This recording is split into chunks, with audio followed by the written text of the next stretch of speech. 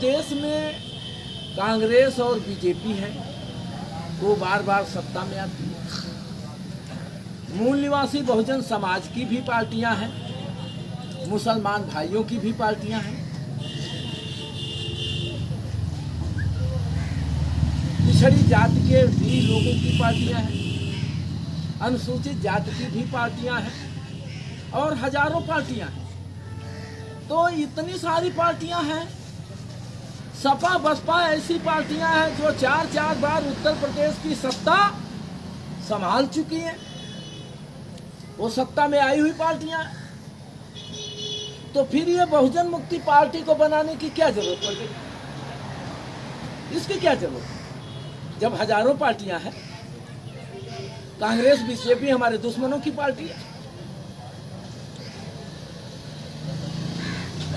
हमारे समाज की भी बहुत सारी पार्टियां हैं, हर जात की पार्टियां हैं, देख रहे हैं आप लगभग। तो इतनी सारी पार्टियों के होते हुए ये क्यों बनाई गई? बहुजन मुक्ति पार्टी क्यों बनाई गई? ये सवाल उठता है कि नहीं आप लोगों के मन में? उठता है ना?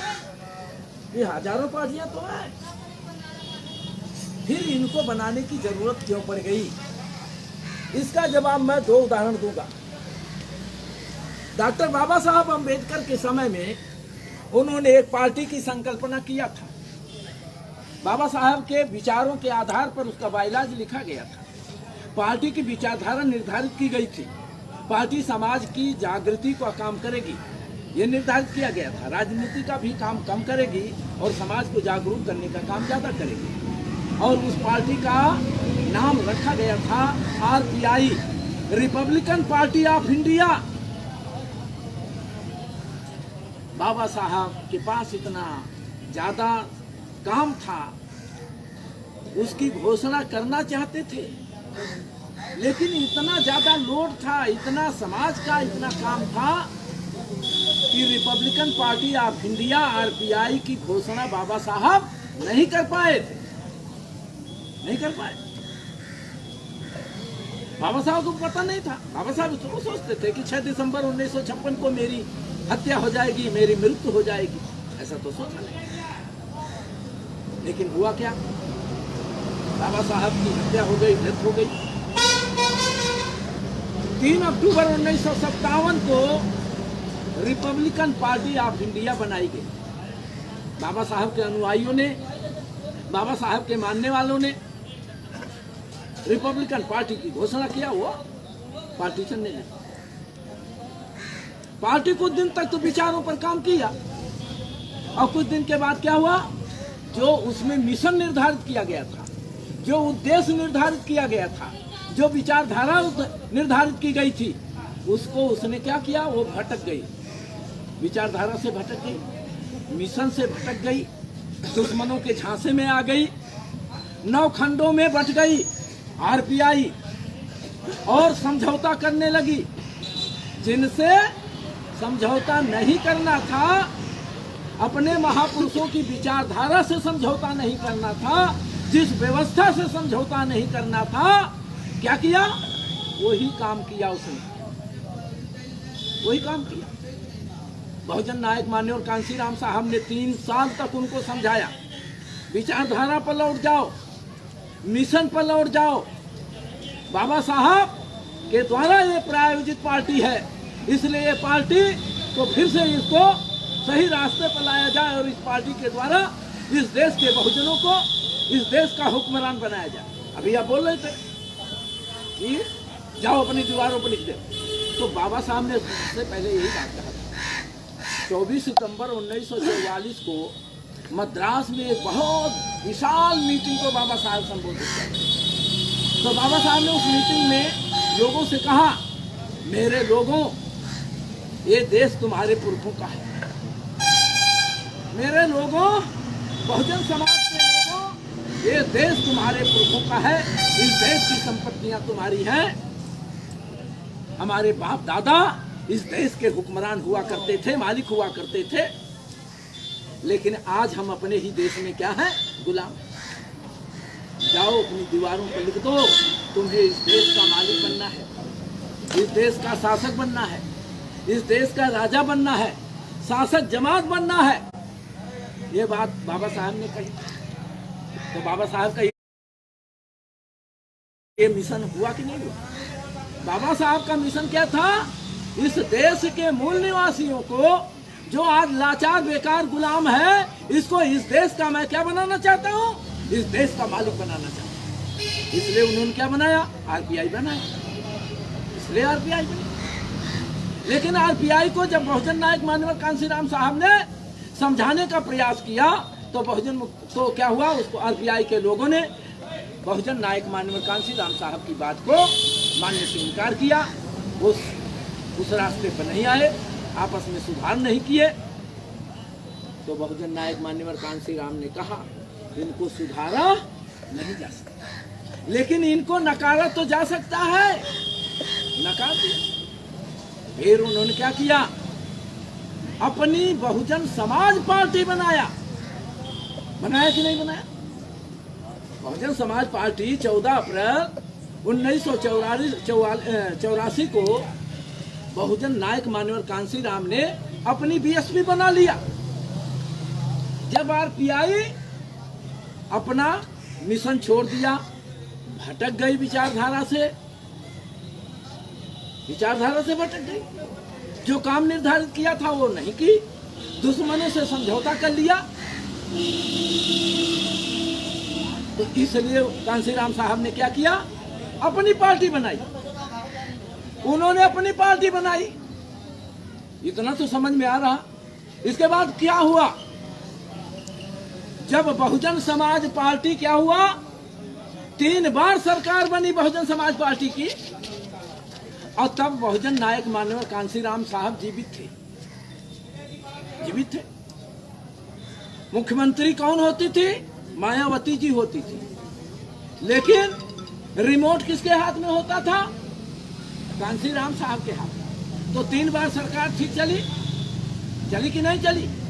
इसके बाद 9 अक्टूबर 2006 को बहुजन नायक माननीय कांशीराम की हत्या हो जाती है।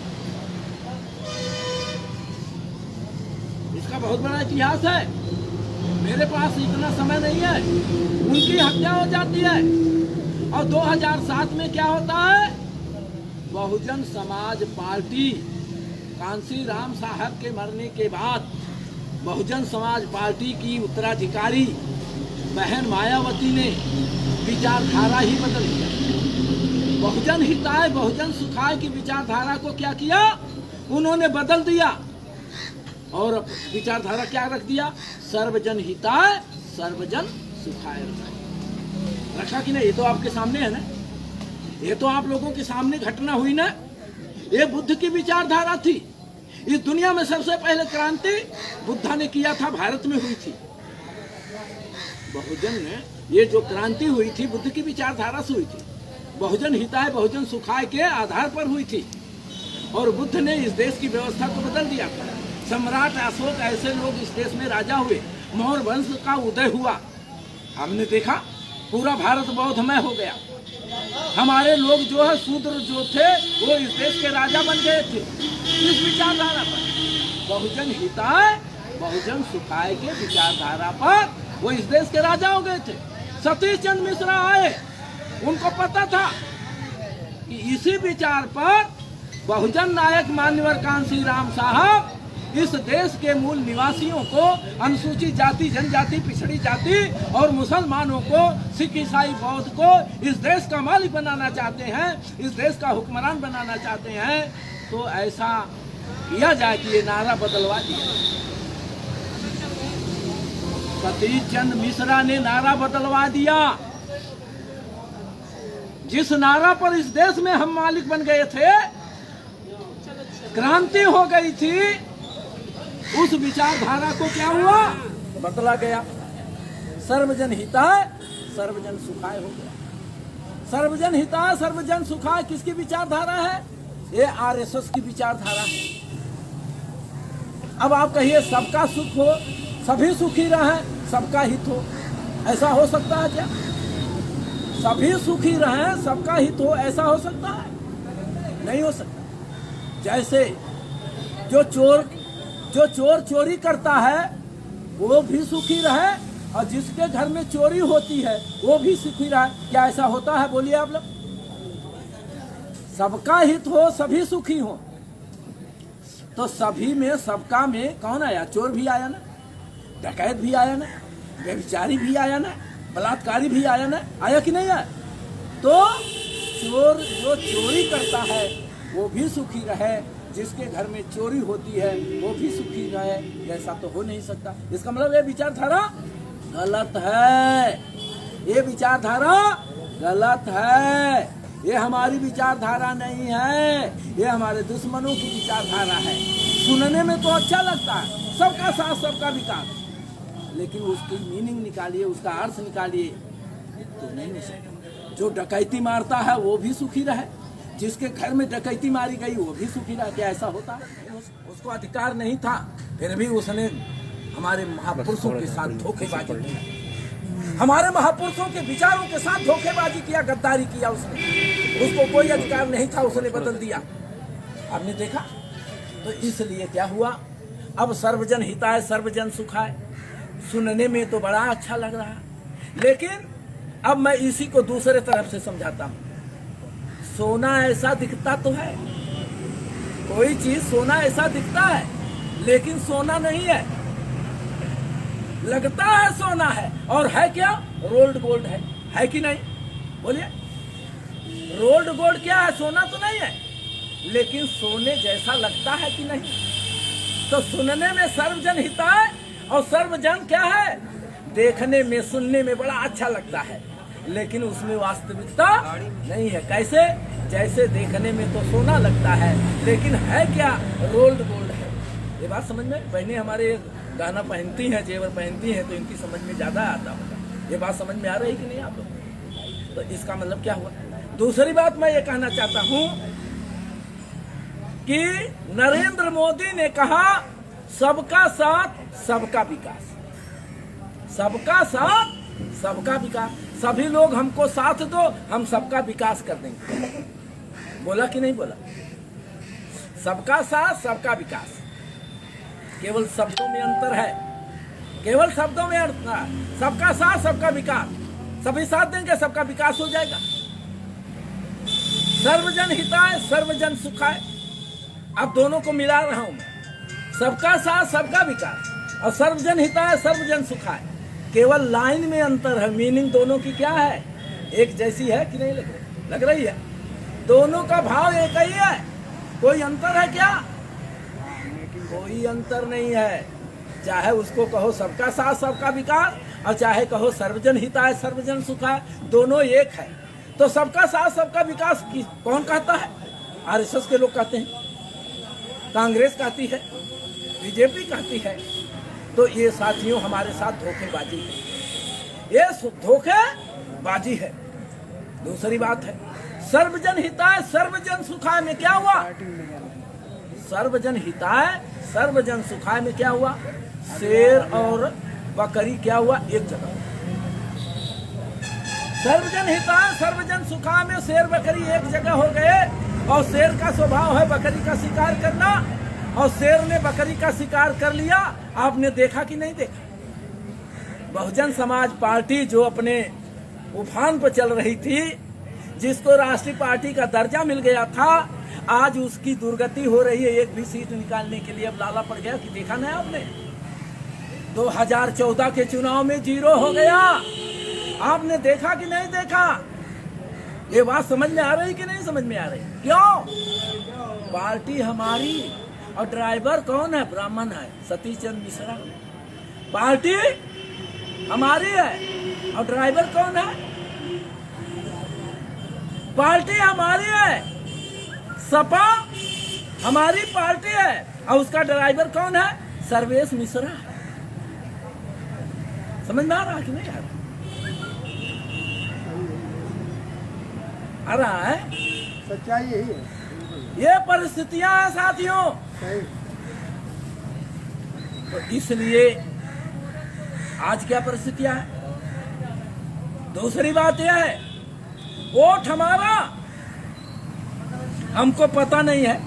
आप कहावत सुने होंगे, क्या बोला जाता था? राजा को पता नहीं मुसहर ने जंगल बेच दिया। राजा को पता नहीं, वोटर्स को पता नहीं कि मेरा वोट बेच दिया जा रहा थोक भाव में। तो हमको पता नहीं वोट हमारा बेचती है कौन? बहन जी बेचती है कि नहीं बताइए।